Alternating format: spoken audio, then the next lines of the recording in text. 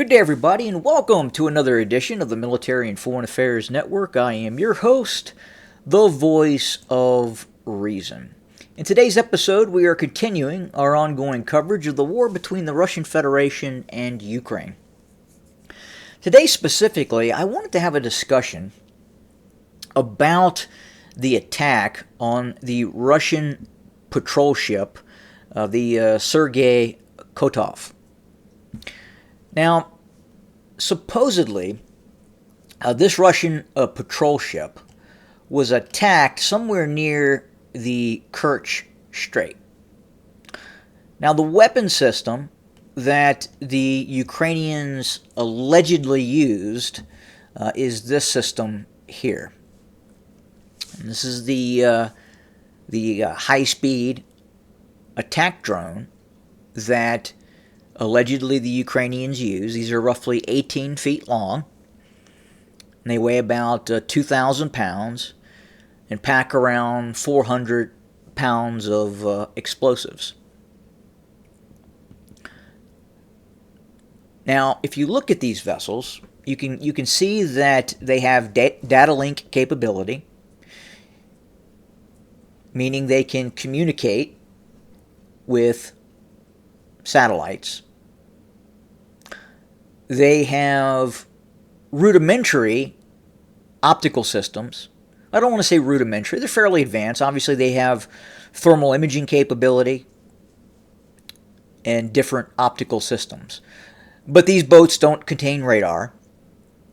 And now the real question is how was this vessel, this attack drone, able to attack and sink this Russian Project 22160 patrol ship? This is a fairly new, fairly modern Russian patrol vessel. Now, the real question is how the Ukrainians are able to launch these attacks. By themselves, with the current data link technology in terms of the operator who is most likely on land or possibly on another vessel, a merchant-type vessel that could be launching these systems, these boats, it would be very difficult, incredibly challenging for the operator of these drones to seek out, identify, and attack these Russian warships without outside assistance. So what do I mean by that? So first, let's go to our handy-dandy map here. And first we have to look at the range of these seaborne attack drones. And the alleged range is about 500 kilometers. About 500 kilometers. So let's say hypothetically they were launched from someplace along the controlled Ukrainian coast, which would be near probably Odessa. Again, the Ukrainians cannot launch these vessels from any of the area controlled in this orange or reddish color.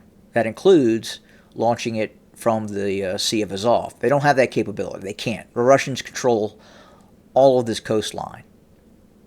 The Russian ship was in the vicinity of the Kerch Strait. So let's pretend for a second that this Ukrainian attack drone was launched from Odessa. Let's just kind of measure the distance. And this is as a bird flies.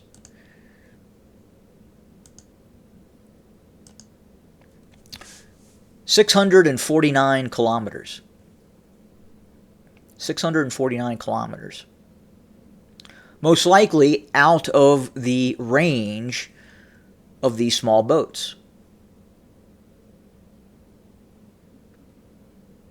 So again, how were they able to get, the Ukrainians, how were they able to get these drones within the vicinity of the Kerch Strait if, in fact, the range from, say, Odessa exceeds the range of the actual drone. So that means that more than likely these drones are being launched from some sort of mothership. Probably a merchant ship being used by the Ukrainian military to launch these drones. Now, where could that come from? Difficult to say.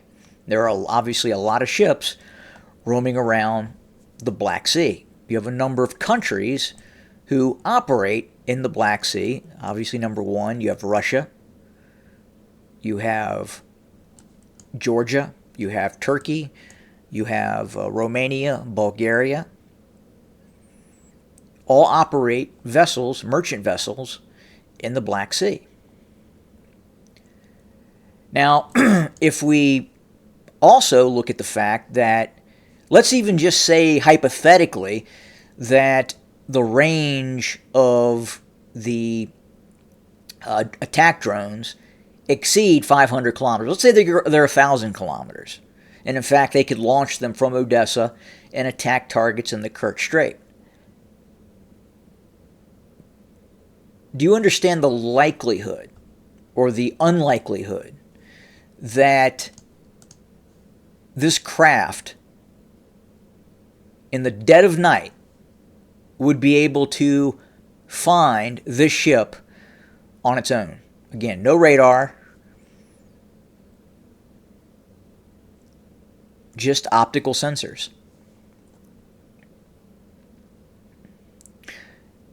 And not one of these systems, but multiple of these systems attacked the Sergei Kotov. So that means that, as I've talked about before, the Ukrainians are receiving real-time information, intel, from the United States. That is the only possible way that this ship launched from either the coast areas of Ukraine or a mothership operating further in the eastern portions of the Black Sea were able to find this vessel. It's the only way possible. If the Ukrainians had lucked out and sank or attacked one Russian ship, but they have attacked multiple Russian ships with these systems now. Multiple. So that absolutely means that the United States or some other Western European power is directly supporting the Ukrainians in sinking and attacking these Russian ships. No possible way the Ukrainians by themselves are launching these vessels and attacking these Russian ships. For one, the Ukrainians, don't have the situational awareness to track these Russian ships on their own. They don't have that capability. They don't have the ships at sea. They don't have the aircraft with surface search radars, maritime vessels with surface search radars that are able to locate these Russian ships and track them real time. They have to be tracked in real time or almost near real time.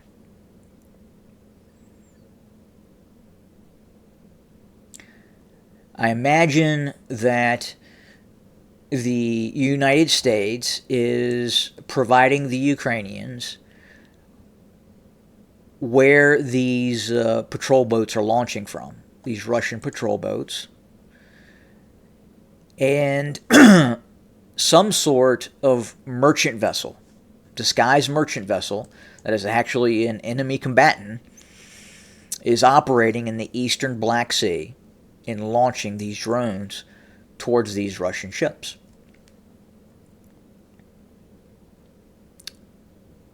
The technology in the manufacture of these attack drones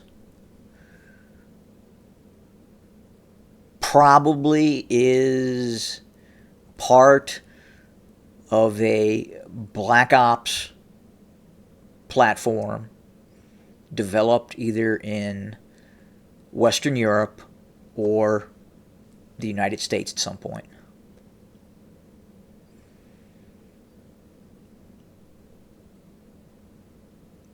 I know there has been testing of similar systems we have seen here in the United States, but it would appear that these systems are now fully functioning weapon systems being used by the Ukrainians. So what are the Russians going to do? Well, we are seeing, obviously, what is happening in the Red Sea and the Gulf of Aden with Yemen. I would suspect that this is going to pick up. Again, proxy war. Russia supports Iran. Iran supports the Houthis in Yemen. The Houthis attack Western shipping. Will we see an uptick in that? Possibly.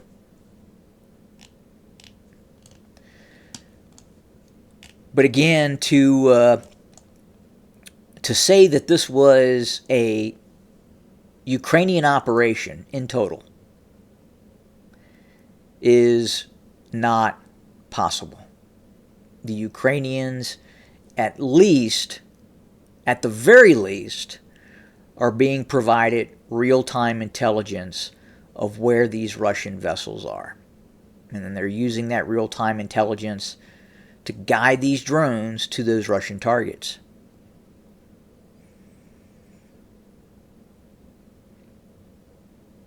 At a certain point, the Russians are going to say enough. Now, do they use proxy forces to attack Western targets?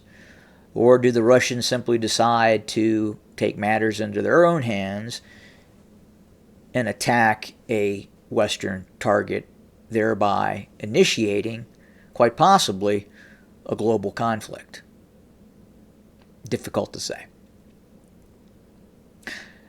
Is the attack or destruction of this Russian patrol ship, does it change the course of this conflict? No, it doesn't. The Russians will manufacture 3 more of these systems within the next year and a half. They'll just build more.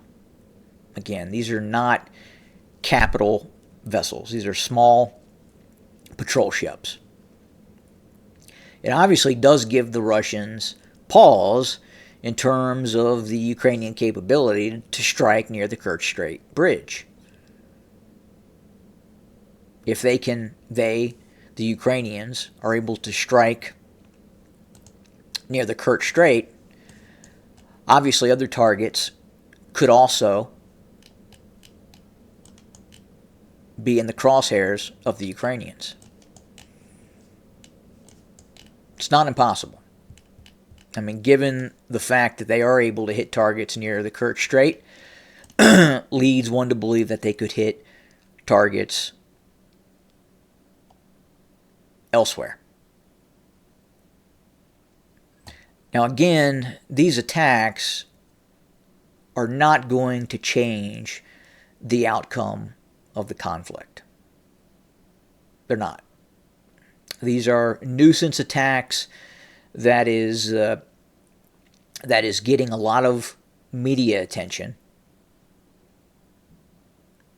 The media is covering these attacks, obviously, especially when the Ukrainians provide video footage of these drones attacking these Russian ships makes it very interesting for people to watch.